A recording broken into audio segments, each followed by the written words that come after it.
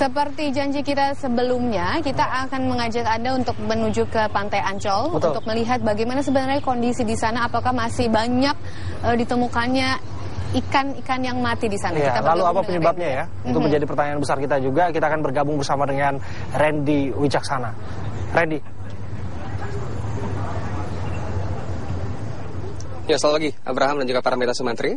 Jika kita bandingkan kemarin dengan hari, tentunya sudah jauh berbeda kondisinya. Kemarin Ancol digemparkan dengan berita adanya jutaan bangkai ikan yang memenuhi sepanjang bibir pantai di Ancol, yang merupakan salah satu tempat wisata di kawasan Jakarta Utara. Jika kita bisa bandingkan hari ini, sudah banyak yang dibersihkan, namun masih ada beberapa titik-titik yang bisa kita lihat secara langsung, ikan-ikannya belum sempat dibersihkan dan masih mati. Kita akan coba mengajak Anda untuk melihat secara langsung, pemirsa. Di sebelah kanan saya ini ada bebatuan, dan di batu-batuan ini dapat ditemukan pula bangkai-bangkai ikan yang belum sempat dibersihkan oleh pihak Ancol dan juga pihak kepolisian air Polda Metro Jaya. Kemarin diperkirakan hingga 5 truk dan mungkin dikatakan hingga berton-ton ikan, bangkainya sudah dibersihkan dan diangkut ke tempat pembuangan untuk dibersihkan. Nah, kemarin misalnya kita deskripsikan, sepanjang bibir pantai di Ancol itu sangat dipenuhi oleh ikan-ikan mati. Bahkan mengganggu kenyamanan masyarakat sekitar yang hendak untuk berwisata di kawasan Ancol ini. Namun pada hari ini kami sudah observasi semenjak pagi hari tadi, memang di bibir-bibir pantai sudah tidak ada lagi ditemukan bangkai-bangkai ikan. Namun di beberapa titik seperti Anda saksikan saat ini, pemirsa, ini masih ada ikan-ikan yang belum sempat dibersihkan. Nah, ini bangkai-bangkai ikan yang mati. Penyebabnya hingga saat ini belum ada yang pasti mengapa ikan-ikan ini bisa mati seperti ini. Nah, jika bisa saya gambarkan, jika pemirsa pernah ke pasar tradisional, khususnya di pasar ikan, aromanya amis dan tidak sedap. Nah, mungkin aroma inilah yang bisa Anda temukan saat ini jika Anda berdiri tepat di tempat saya berdiri saat ini. Mungkin tidak sedap dan mungkin tidak akan menarik untuk para wisatawan yang hendak untuk berwisata di sini. Pihak Ancol pun sudah meletakkan informasi untuk melarang wisatawan untuk berenang di beberapa titik pantai karena dirasa belum cukup aman. Nah, kita ingin mengetahui sebenarnya apa sih penyebab ikan-ikan ini bisa mati. Saat ini saya sudah bersama dengan salah satu narasumber, Bapak Peter, yang merupakan Walhi, Wahana Lingkungan Hidup Indonesia. Selamat pagi, Pak. Selamat pagi, selamat pagi. Pak Peter, kita mau tanya-tanya Pak Peter, kira-kira penyebabnya sampai ada ikan ini mati di pinggir-pinggir pantai dari pantauan Walhi 2 hari belakangan ini, Pak? Ya, pantauan kami dalam 2 hari belakangan ini adalah kami melihat adanya fenomena ledakan populasi alga atau yang dikenal sebagai alga blooms. Nah, memang ada beberapa laporan yang kami terima juga dari para nelayan melihat adanya permukaan air itu berubah warna menjadi merah di Muara Karang dan di sekitar pantai Ancol ini berubah menjadi coklat tua. Nah, kami melihat kalau berdasarkan dari deskripsi yang kami terima, memang ini ledakan populasi alga atau alga blooms. Memang ada 2 macam dari alga blooms yang biasa terjadi di permukaan air. Ada yang beracun, ada yang tidak. Nah, memang alga ini berbahaya kah, Pak, untuk makhluk hidup khususnya di air? Ya, manakala permukaan air ditutupi oleh mikroorganisme alga, memang alga ini akan menyerap oksigen, sehingga hewan laut yang ada di sekitarnya menjadi akan kesulitan bernafas. Akan tetapi kalau alga itu memproduksi racun, tentunya hewan laut yang ada di bawahnya akan menjadi mengalami kematian massal karena keracunan. Oke. Nah, Pak, kabar ini kan bukan pertama kali terjadi. Ada yang pernah bilang tahun-tahun sebelumnya juga pernah terjadi, 2010 juga katanya pernah terjadi. Kira-kira masih samakah karena alga? Dan alga ini sebenarnya datangnya dari mana? Bisa muncul gitu aja atau ada penyebab lainnya? Ya, penyebab alga itu menjadi berkembang sedemikian rupa masifnya memang dapat disebabkan salah satu faktornya adalah yang pertama pergerakan fisik air bawah permukaan bergerak naik ke atas menggantikan air permukaan yang bergerak ke tengah laut. Nah, faktor yang kedua juga bisa karena di sini ada nutrien atau zat hara yang memang mendukung terjadinya perkembangbiakan masif dari alga itu sendiri. Zat apa itu, Pak? Seperti fosfat dan nitrat, yang memang sumbernya mungkin dari limbah domestik. Limbah domestik ini limbah rumah tangga? Betul, limbah rumah tangga seperti deterjen ataupun juga sampah ya, organik gitu.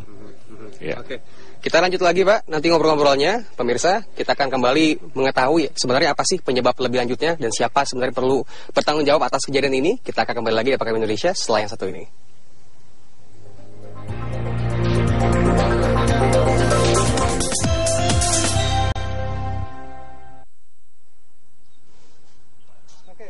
Pemirsa, masih di Apa Kabar Indonesia Pagi dan saya masih melaporkan langsung dari Pantai Ancol di kawasan Jakarta Utara. Nah, kalau tadi kita udah melihat bangkai-bangkai ikat yang masih mengapung di atas air, kita kasih unjuk salah satu tong sampah yang menjadi tempat terakhir pembuangan bangkai-bangkai ikan ini. Nah, bisa lihat nih, 2 ikan di atas tempat sampah ini, ikan menyerupai ikan lele. Ini merupakan korban yang mati kemarin.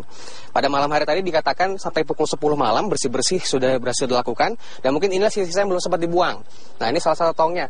Kita mau tanya-tanya nih ke Supervisor Housekeeping yang mungkin sudah bekerja keras dari kemarin ya. Selamat pagi Pak. Pak Roni ya? Betul Pak. Pak Roni, kita ngobrol-ngobrol sebentar Pak Roni. Kemarin ini kan katanya banyak banget nih Pak. Digambarkan tadi saya tanya-tanya katanya memenuhi pinggiran pantai Ancol ini. Itu berapa truk Pak yang dibutuhkan untuk membersihkan semuanya? Itu ada 5 truk gitu. 5 truk. Kita aja udah ngangkutin udah 2 hari yang lalu. Sampai sekarang masih tetap dikerjain. Masih kerja sekarang ya? Betul.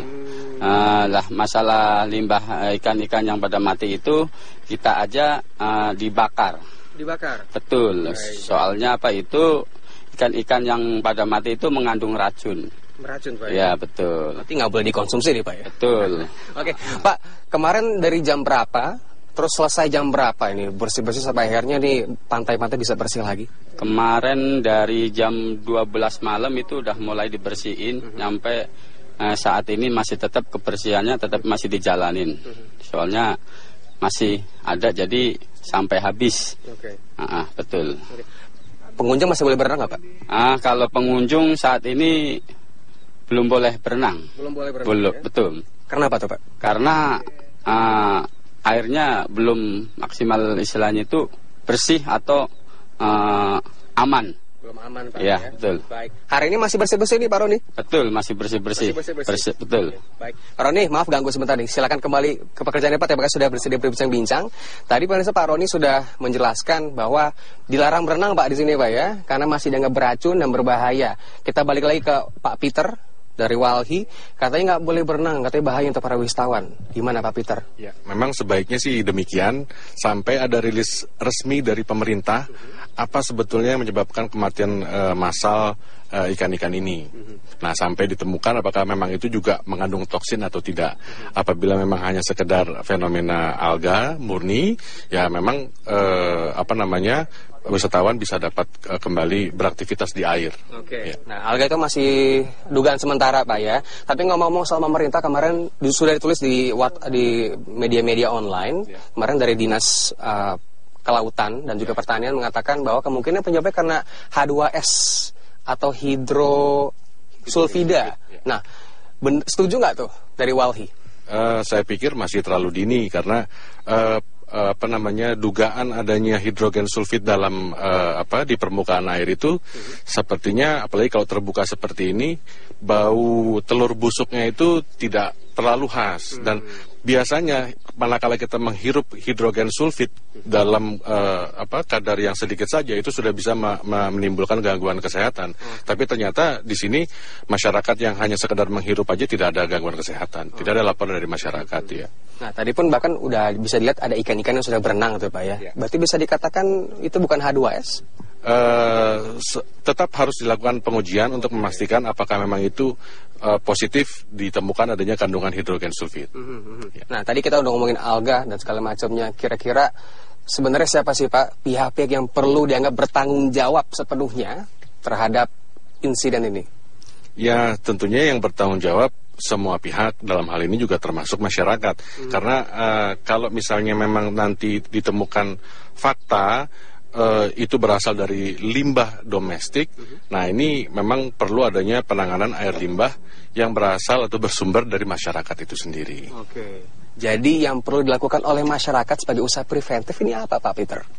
Ya, tentunya yang pertama adalah melakukan penghematan air Oke. Salah satunya itu. Yang kedua, ya kalau bisa limbah domestiknya diolah dulu. Jadi mungkin ada satu pengolahan air limbah kolektif sebelum itu dilepas ke lingkungan, ditreatment atau diolah sedemikian rupa sehingga ramah lingkungan dan tidak menimbulkan hal seperti ini lagi di kemudian hari. Oke. Kalau misal dikatakan, karena penjawabnya bisa dikatakan dari limbah domestik yang terus diproduksi setiap harinya secara masif, bisa dikatakan ini nggak cuma musiman, cuman tahun depan mungkin bisa akan berkelanjutan. Akan berkelanjutan. Iya. Jadi kolaborasi antara masyarakat dan pemerintah kira-kira apa nih Pak Peter? Ya.